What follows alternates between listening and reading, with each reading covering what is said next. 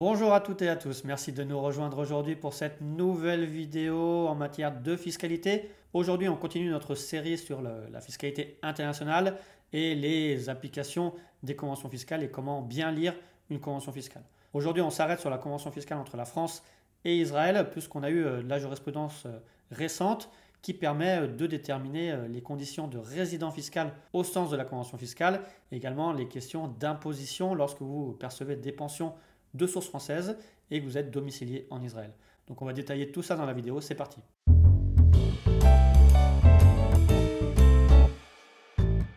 Alors effectivement, comme d'habitude, abonnez-vous, likez, partagez pour qu'on puisse vous apporter encore plus de contenu gratuit en matière de fiscalité. Aujourd'hui, on va passer derrière les slides pour faire le point sur la fiscalité internationale en application de la convention fiscale entre la France et Israël et le rendu de la jurisprudence de la Cour administrative d'appel du 13 octobre 2022 qui a donné pas mal d'explications sur l'application de la convention fiscale en tant que telle. Donc c'est parti derrière les slides. Alors effectivement, ce qui nous intéresse aujourd'hui, c'est de faire la lecture de cette jurisprudence du 13 octobre 2022 qui concernait des retraités français partis en Israël pour vivre de leur retraite et qui, grâce au régime spécifique d'exonération sur les revenus étrangers, n'étaient pas imposables sur leur retraite de source française, alors que c'était leur seul revenu.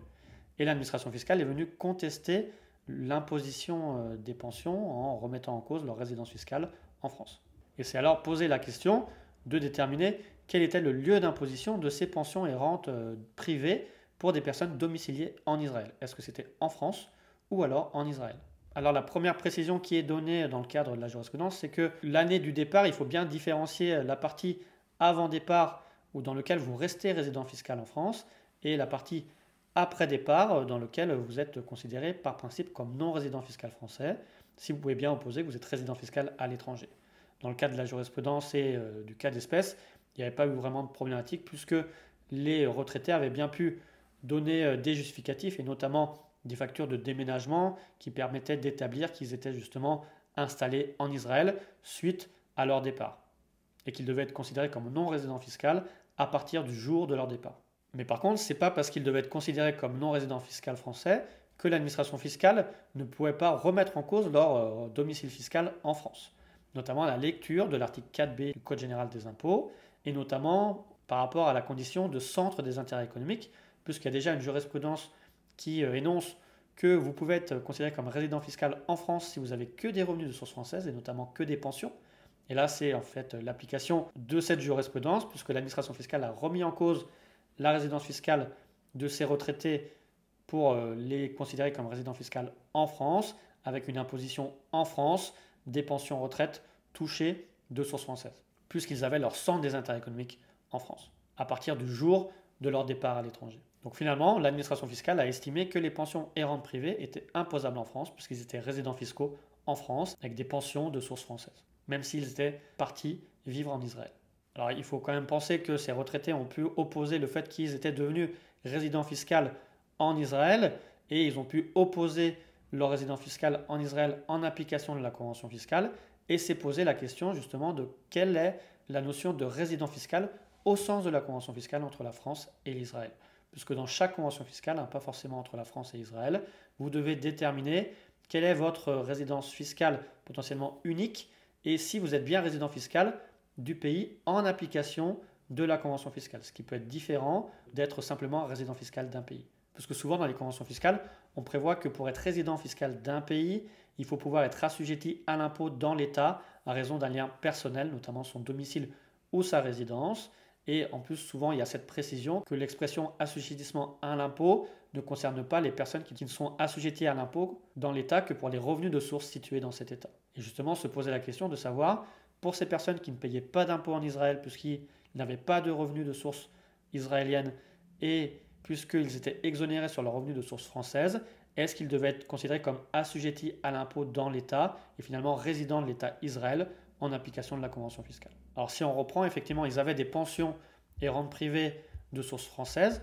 tout en gardant leur domicile en Israël, mais grâce au mécanisme spécifique d'exonération, ils étaient exonérés pendant 10 ans à compter de l'année de leur installation de tout impôt sur les revenus provenant de l'étranger, mais par contre, ils restaient imposables sur les revenus provenant d'Israël, même s'ils n'avaient pas de revenus provenant d'Israël. Ce qui fait qu'ils étaient finalement quand même soumis à l'impôt en Israël par l'existence d'un lien personnel avec cet État, notamment de leur domicile en Israël, même si dans les faits ils n'étaient pas imposables et assujettis à l'impôt en tant que tel, parce qu'ils n'avaient pas de revenus de source israélienne. Mais s'ils avaient eu des revenus de source israélienne, ils seraient bien assujettis à l'impôt par l'existence d'un lien personnel avec Israël. Donc finalement, ils pouvaient être considérés comme résidents fiscaux en Israël, même si finalement ils ne payaient pas d'impôt en Israël. Et ensuite, comme ils étaient bien considérés comme résidents fiscaux en Israël et qu'ils ont pu prouver qu'ils avaient leur foyer d'habitation permanent en Israël et pas en France, ils étaient bien résidents fiscaux uniques en Israël et on pouvait appliquer la convention fiscale en tant que telle sur le lieu d'imposition et notamment des pensions retraite. Et là, c'est l'article 18 qui nous dit que les pensions sont imposables dans l'état de résidence, donc imposables uniquement en Israël si c'est des pensions privées. Donc finalement, on a bien cette imposition unique en Israël de pensions de source française pour un résident fiscal en Israël, même s'il est finalement exonéré d'impôts sur ses pensions privées du fait du dispositif particulier qui existe en Israël, du moment qu'il reste imposable par principe sur les revenus qu'il pourrait avoir de source israélienne. Donc cet arrêt est quand même important sur la question d'assujettissement à l'impôt en application de la convention fiscale et sur les notions de résident fiscal en application des conventions fiscales. Bien sûr, c'est un arrêt de cour administrative d'appel qui méritera d'être confirmé par le Conseil d'État et qui permet de confirmer ce qui avait déjà été entrevu par un arrêt du Conseil d'État en 2020, notamment sur l'ancienne convention fiscale entre la France et la Chine, et les notions de résident fiscal, même si on est dans un pays à fiscalité territoriale et sur les questions d'assujettissement à l'impôt dans l'État. Donc il faudra bien attendre la solution du Conseil d'État pour une décision définitive, puisque normalement les conventions n'ont pas vocation également à faire profiter les contribuables d'une double non-imposition. Mais si la solution est confirmée par le Conseil d'État, on aura quand même une belle marge de manœuvre pour faciliter les questions de résidence fiscale avec tous les pays qui ont des fiscalités territoriales et également ceux qui offrent des mécanismes d'exonération temporaire en matière d'imposition. Et on peut penser directement à ce qui existe au Portugal. Donc voilà, on a terminé sur cette application de la convention fiscale. Vous voyez que c'est un peu plus compliqué de déterminer sa résidence fiscale que de juste vivre à l'étranger pour ne plus être résident fiscal en France, mais que la jurisprudence nous donne des possibilités d'opposer cette résidence fiscale à l'étranger, même si vous ne payez pas d'impôt à l'étranger. Donc on vous remercie encore d'avoir suivi cette vidéo et on vous dit à bientôt pour une nouvelle vidéo en matière de fiscalité.